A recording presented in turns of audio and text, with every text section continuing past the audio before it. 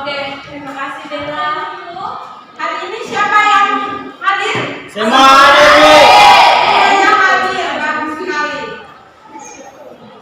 Hari ini kalian terlihat rapi, kemudian bersemangat, good job. Pertahankan setiap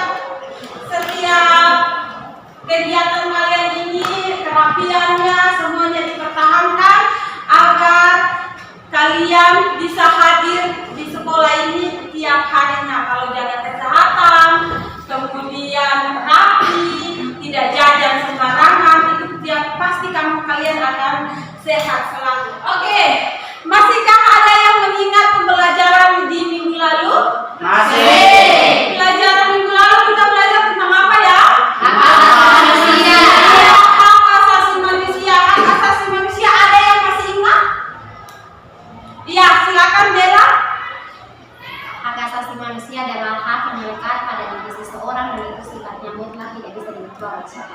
Oke, hak asasi manusia itu tidak bisa dirubah oleh siapapun. Semuanya mendapatkan hak asasi manusia.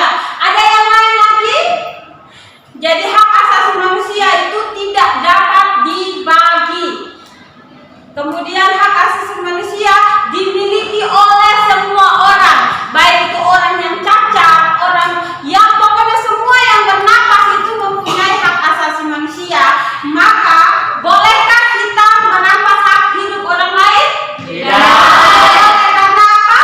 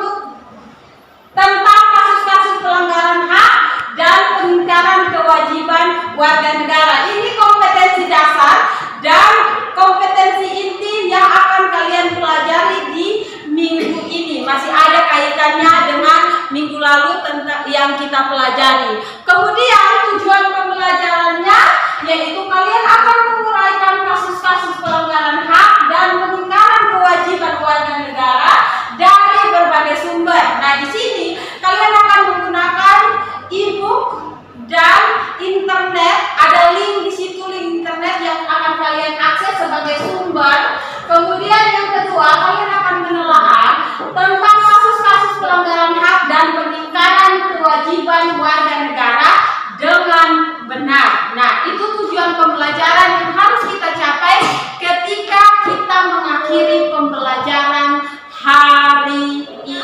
Nah, anak-anakku, kewajiban itu diikuti oleh hak. Jadi mereka berdua itu adalah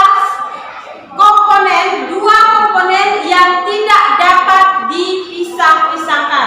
Miss Kiki seumpamakan dengan uang, dua mata uang yang tidak bisa dipisahkan. Tidak bisa kamu beli hanya depan saja atau kamu beli hanya belakang saja. Dua mata uang itu harus bersama-samaan. Misalnya Miss Kiki bilang, Bella, tolong beli kasih Miss Kiki air.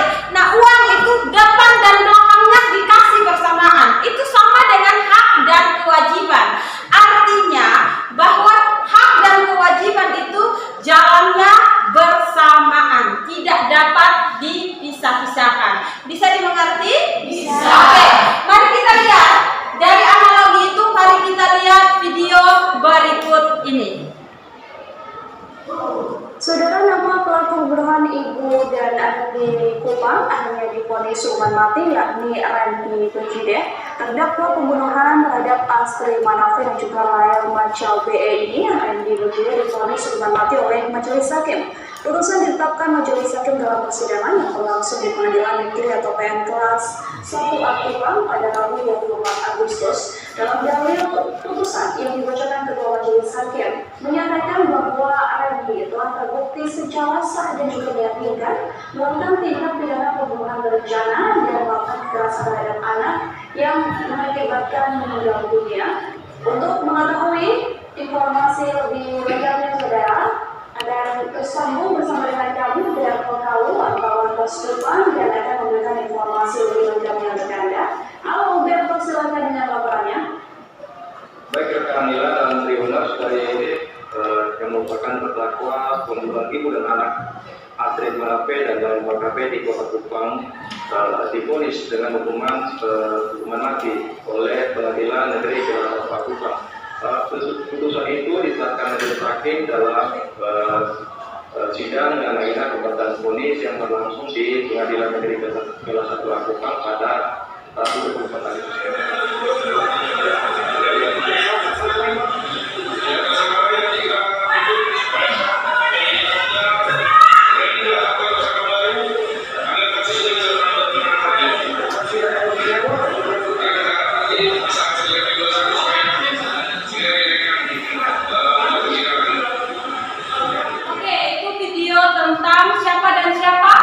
Pembunuhan terhadap ibu dan anak. Ibu dan anak yakni siapa namanya? Astri Manafe dan Lael Macal. Nah, ini adalah berita yang terviral di NTT saat ini. Jadi, Kiki ambil biar kalian lebih memahami, lebih dapat, karena memang ini yang terjadi saat ini dan berada di lingkungan kalian, tidak jauh dari kehidupan kalian, yaitu Nusa Tenggara Timur. Kalau Kiki ambil yang dari Jawa, kalian akan sulit untuk mencernanya. Makanya Kiki ambil dari Nusa Tenggara Timur saja. Nah, anak-anakku, saat ini kalian akan menganalisa hak apa yang dilanggar, kemudian kewajiban apa yang dilanggar dari video itu dengan membaca juga beritanya ada di dalam LKPD, kemudian dikaitkan dengan video. Kalian akan menganalisis dan menguraikannya melalui LKPD. Di akhirnya kalian akan mempresentasikannya ke kelompok. Jadi semua harus aktif dalam kelompok. Tentukan siapa yang semuanya harus presentasi, menjawab pertanyaan dan juga bertanya. Semuanya harus aktif ya, supaya penilaiannya semuanya punya nilai. Jangan hanya satu orang atau dua orang saja. Oke, ini LKPD-nya. Ya, ini LKPD-nya. Berikutnya, ini LKPD-nya.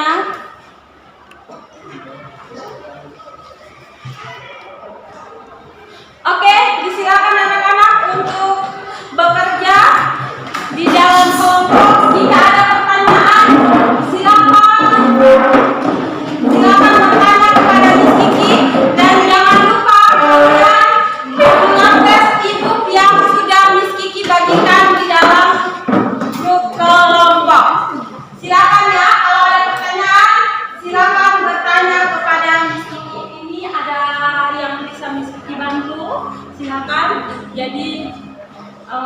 silakan tulis namanya dulu, kemudian di sini bacaannya.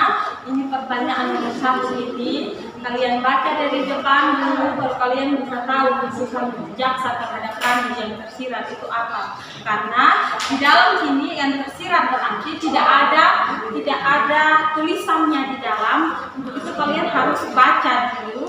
Kalau kalian tidak baca maka tidak bisa tahu apa yang dimaksud dari bacaan itu, tuntutan dari jaksa ini ya. Kalau ada pertanyaan silakan tanyakan di sini ya. Good job, selamat bekerja ya. Dan ibu yang sudah mesti dibagikannya dikasih terang lagi peta supaya bisa lihat pertanyaan nomor berapa yang masih kalian masih bingung untuk menjawabnya.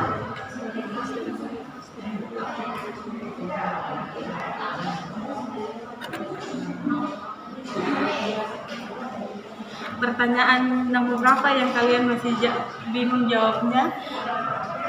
Kalian harus baca beritanya dulu baru kalian bisa menjawab pertanyaan, karena pertanyaannya itu jawabannya tidak langsung tertera di dalam bacaan atau dalam video. Jadi kalian harus baca, menganalisisnya. Oh, ini kalimat ini berarti ini. Jadi kalian harus membacanya dengan teliti. Oke ya. Kalau ada pertanyaan silakan tanyakan ke Rizky. Ya, oke. Selamat bekerja ya.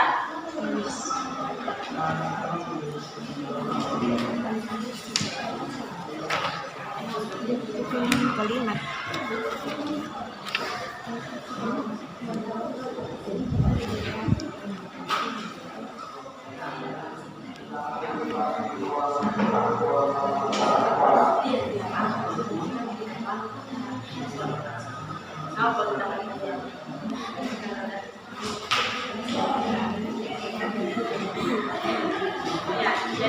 Boleh pakai jangan lupa akses ibu yang ya.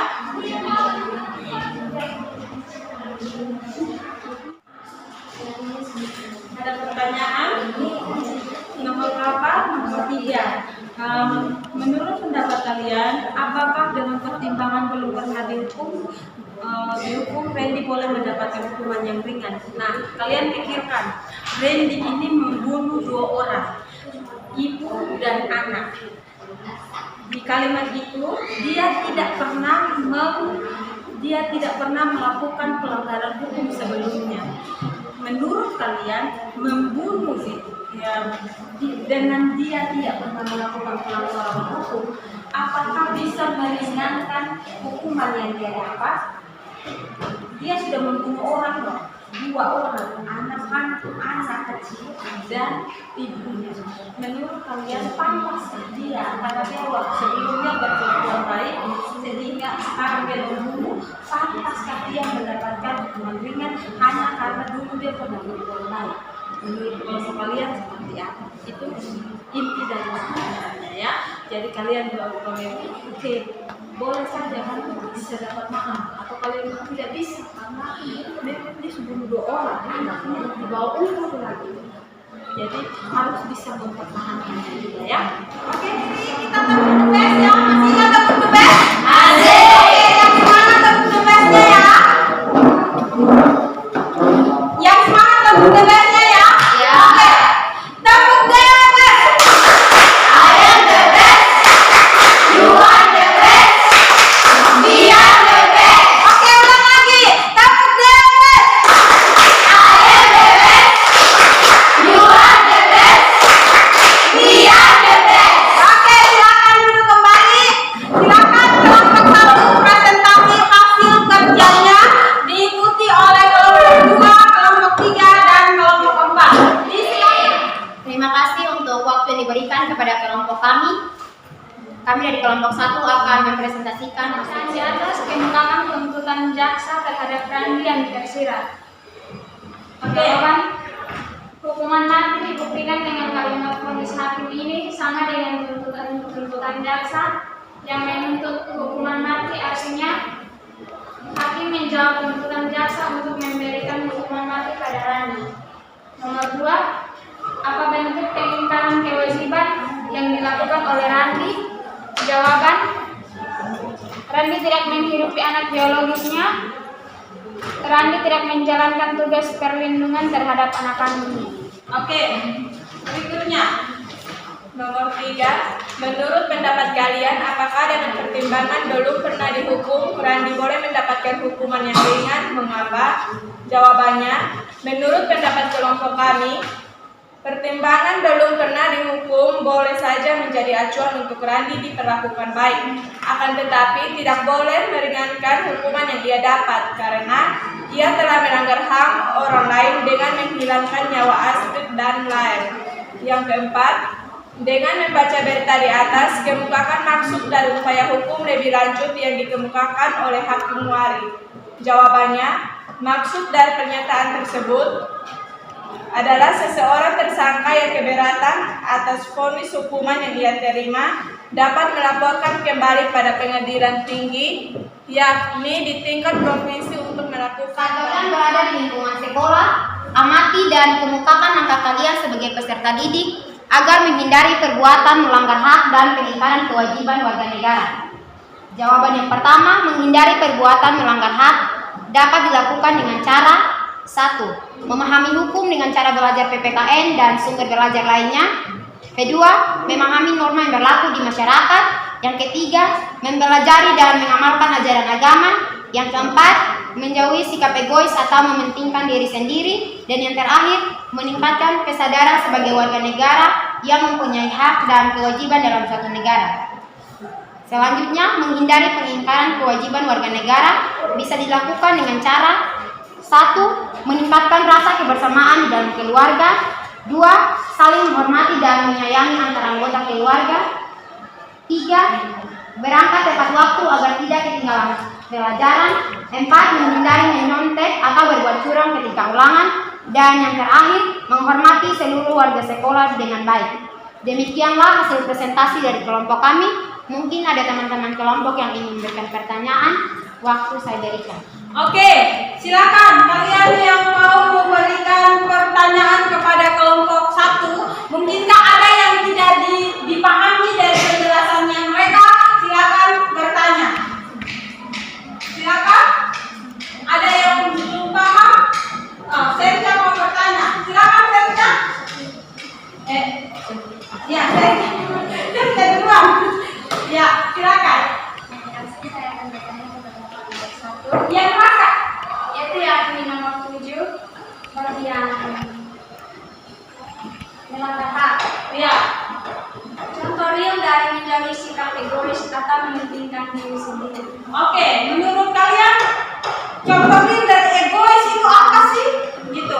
Menurut dikaitkan dengan materi yang kita pelajari, hak dan kewajiban asasi manusia. Oke, silakan. Baik, terima kasih untuk pertanyaan yang diberikan. Saya akan menjawab pertanyaan dari kelompok 3. Contoh real dari menjauhi sikap egois atau mementingkan diri sendiri. Contohnya ketika kita ada dalam kelas, ada dalam kerja kelompok seperti ini.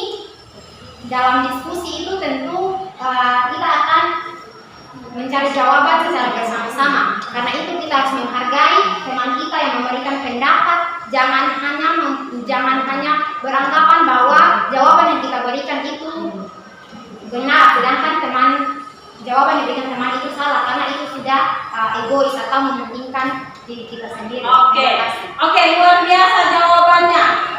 Ada pertanyaan bagaimana? Serta? Oke, bisa dipahami. Ada pertanyaan lain dari kelompok lain? Oke, Alfa dan teman-teman dari kelompok 2 mau bertanya. Silakan Alfa. Saya akan bertanya. Dari tadi bacaan saya ada dengar tentang hukuman mati.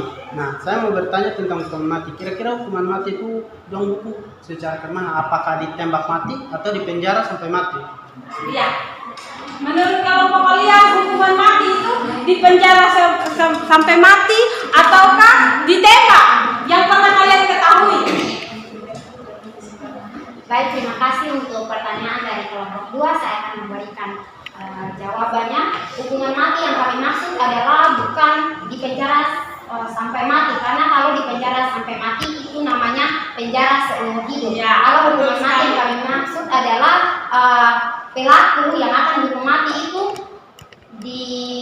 ditempatkan pada suatu tempat dan akan ada beberapa polisi, dan itu nanti akan ada kesempatan dari setiap polisi itu untuk melakukan penembakan, tetapi dalam penembakan itu hanya ada satu pistol yang memiliki peluru, dan ketika pistol itu ditembakkan, maka pelaku tersebut akan mati. Terima kasih. Oke, jadi kronologinya seperti ini. Misalnya ada polisi 5 ya, satu orang yang tertangkap di sana, polisi 5 ini akan angkat pistol dan 1, 2, 3 tembak sama-sama, tapi tidak tahu mana yang punya peluru. Jadi ketika satu kali tembakan, tersangkanya mati. Jadi seumur hidup dengan hukuman seumur hidup dan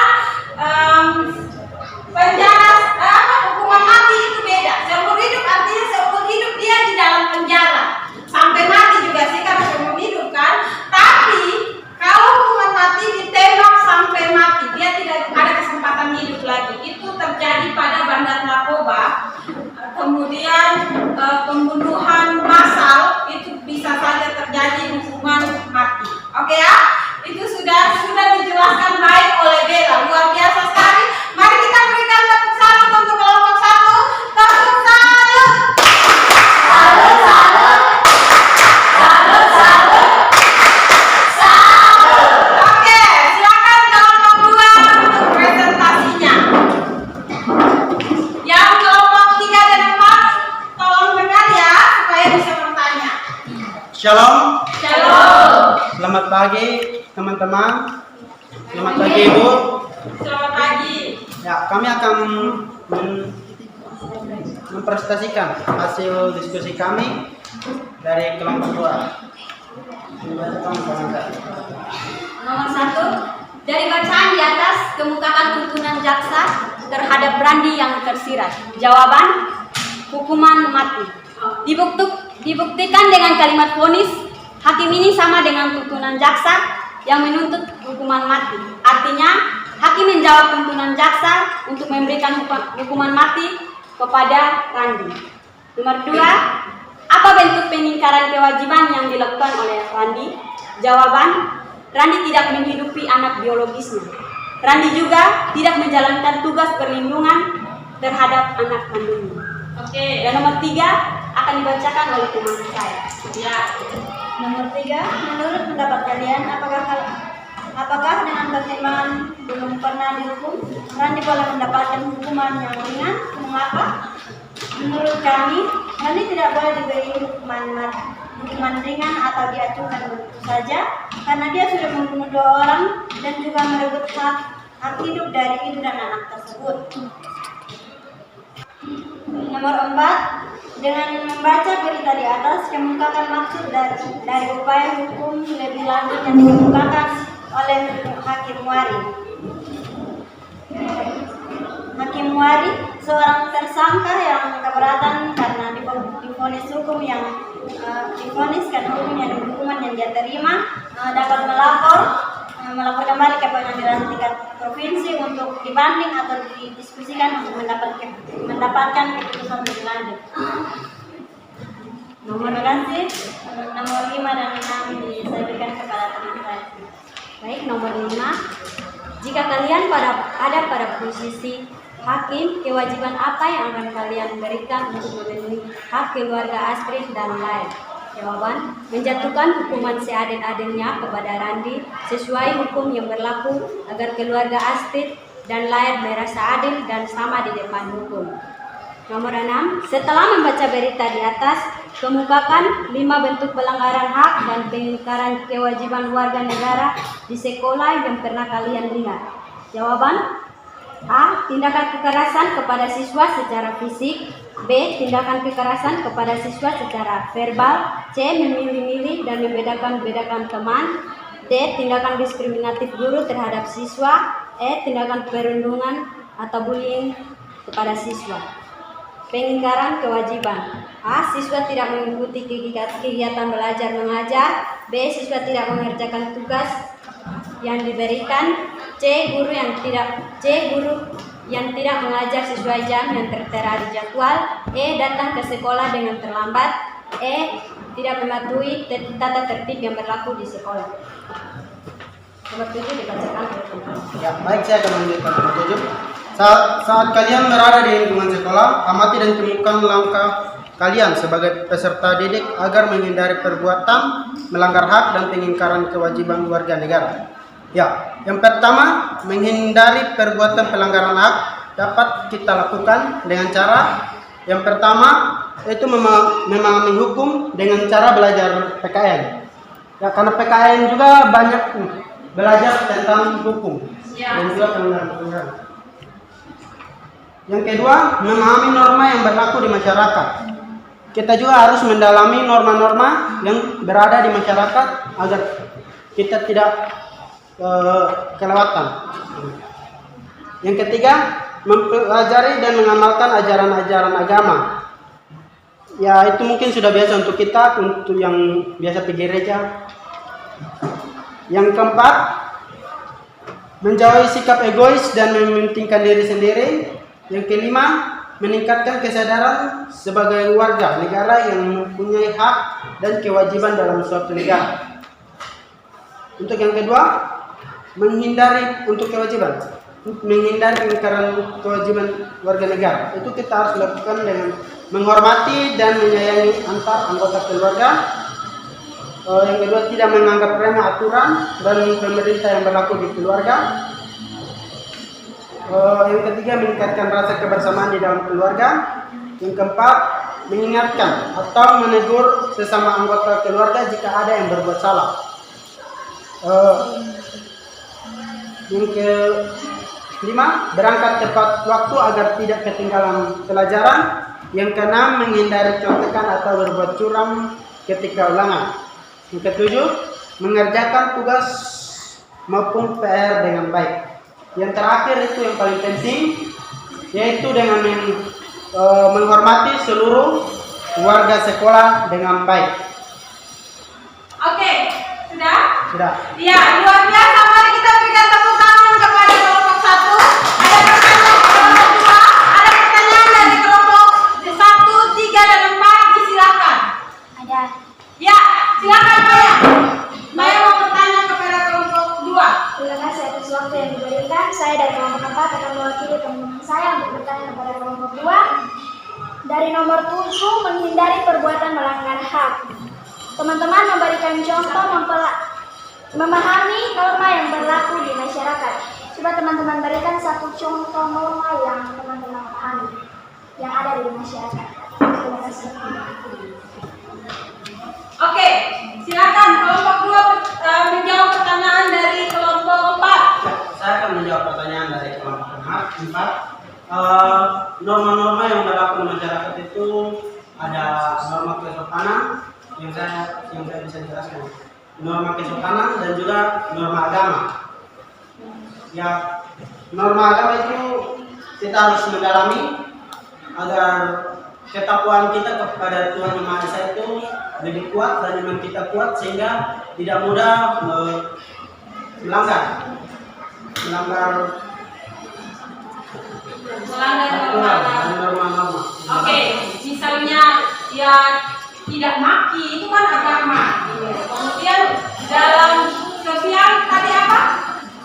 Norma kesopanan. Contohnya adalah presentasi. Mari kita berikan tepuk tangan kepada kelompok 2. Tepuk salut. Salut, salut. Salut, salut. Salut. Oke, terima kasih kelompok 2. Silakan kelompok 3 untuk presentasi. Selamat pagi teman-teman. Baik. Selamat pagi Miss Kiki. Selamat pagi. Terima kasih atas waktu yang diberikan kepada kelompok kami untuk mempresentasikan hasil dari kelompok kami. Dan nomor 1 akan dibacakan oleh teman saya. Kewajiban apa yang akan kalian berikan untuk memenuhi hak keluarga Astrid dan lain?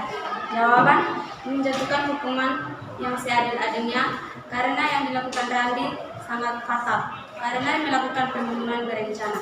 Oke. Nomor 6, setelah membaca berita di atas, dikemukakan 5 bentuk pelanggaran hak dan pengingkaran kewajiban warga negara di sekolah yang pernah kalian lihat.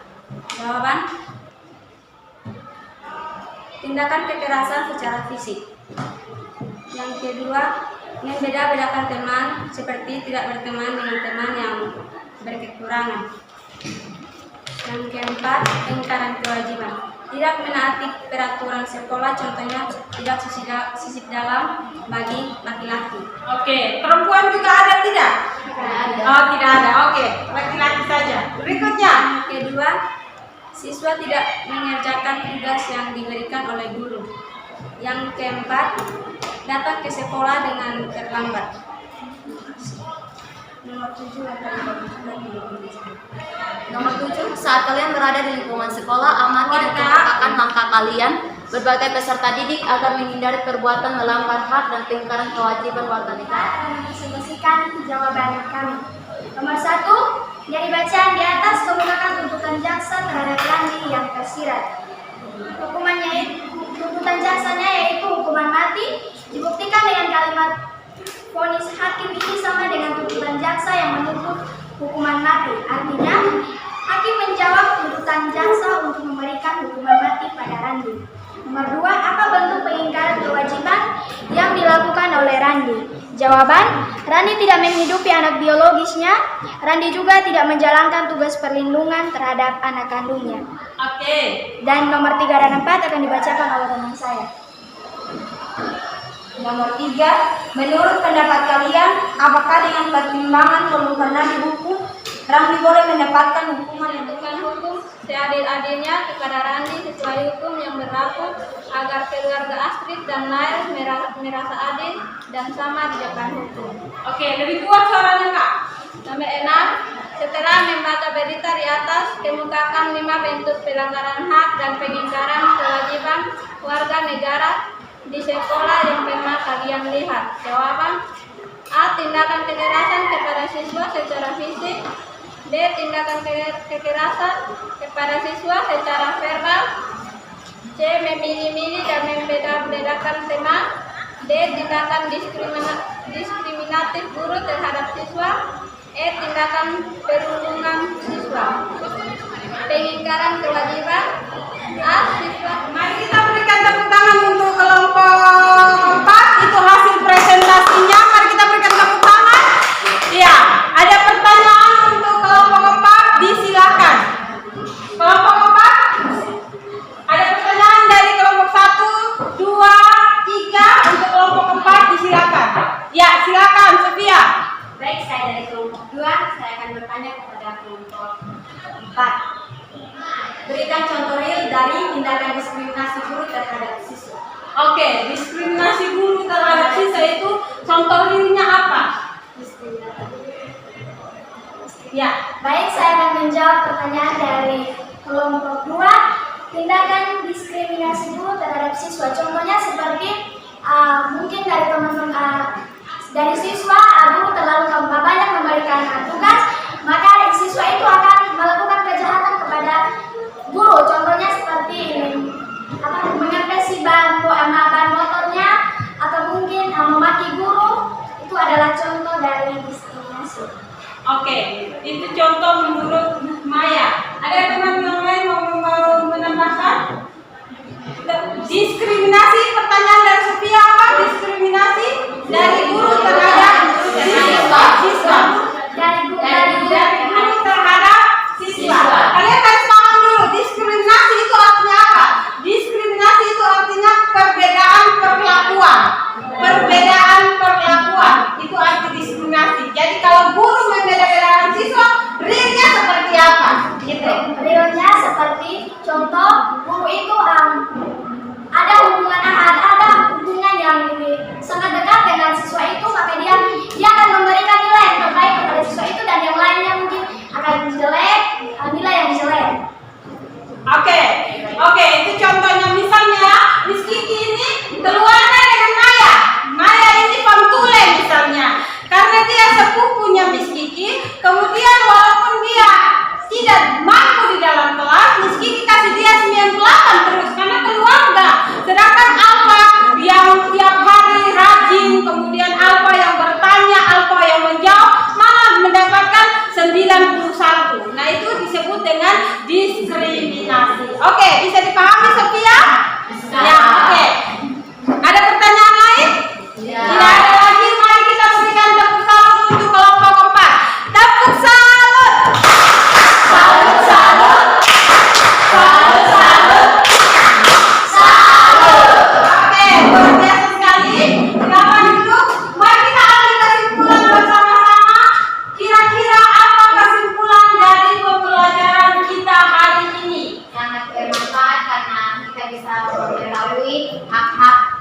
mengetahui hak asasi manusia. Dengan demikian kita tidak akan melanggarnya. Ya, kesimpulannya kalau kita sudah tahu hak asasi kita, tidak boleh melanggarnya.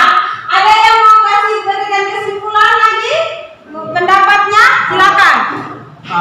Pembelajaran hari ini cukup bagus dan menyenangkan karena dengan kita belajar hari ini dapat kita tanamkan di diri kita tentang norma-norma dan hak-hak dan juga kewajiban. Sekian. Ya, oke, terima kasih Alfa. Ada dari kelompok lain ada yang memberikan kesimpulannya? Ada. Ya, silakan Maya. Kesimpulannya adalah bahwa Sebagai warga sekolah harusnya menghormati setiap pihak sekolah yang ada. Jangan seperti security atau mungkin seperti tukang bersih-bersih, karena kita anggap itu mereka pekerjaan yang rendah sehingga kita meremehkan pekerjaan mereka, tidak menghargai mereka.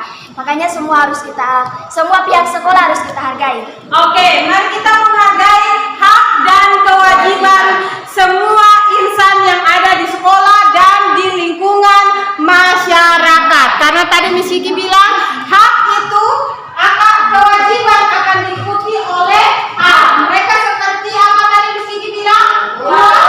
Dua mata uang yang tidak bisa dipisahkan. Oke, hak dan kewajiban seperti itu apalagi tidak boleh melanggar hak asasi manusia. Dan kelompok yang performanya paling baik menurut Miss Kiki hari ini adalah deng. Kira-kira siapa ya? Kelompok 1, 2, 3, 4. Kelompok 3.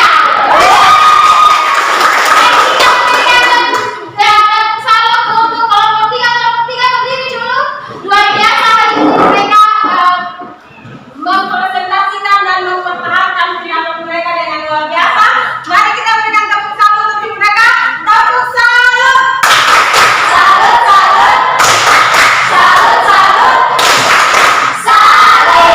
Oke, berikutnya silakan kelompok 3 luar biasa hari ini sangat baik dalam presentasi. Saatnya kita evaluasi.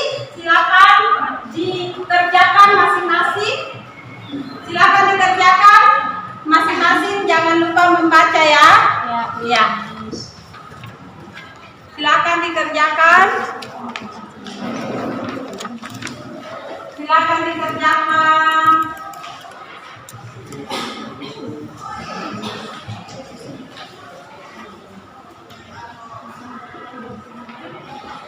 dikerjakan ya.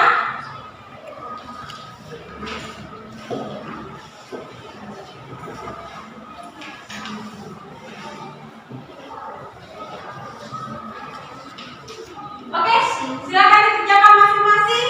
Jangan sampai menyontek ke kiri ke kanan karena kalian sudah paham, sehingga harus dengan konsentrasi tinggi. Silakan kerjakan.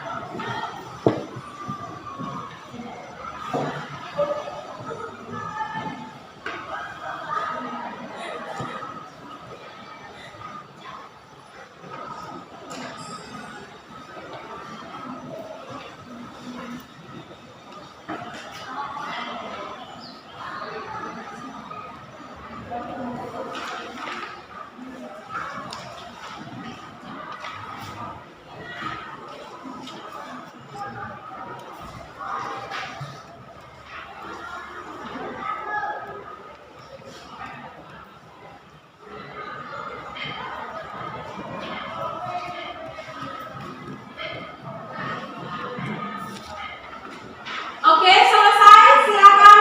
Sudah selesai? Sudah. Silakan dikumpulkan kembali. Jangan lupa tulis nama dan kelas ya. Silakan dikumpulkan kembali.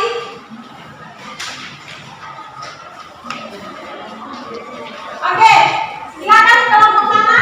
Gimana? LKPD-nya juga dikumpulkan ya. LKPD-nya juga dikumpulkan. Mana kakak? Sudah ya? Sudah selesai? Oke. Ini LKPD, silakan LKPD-nya. Ya.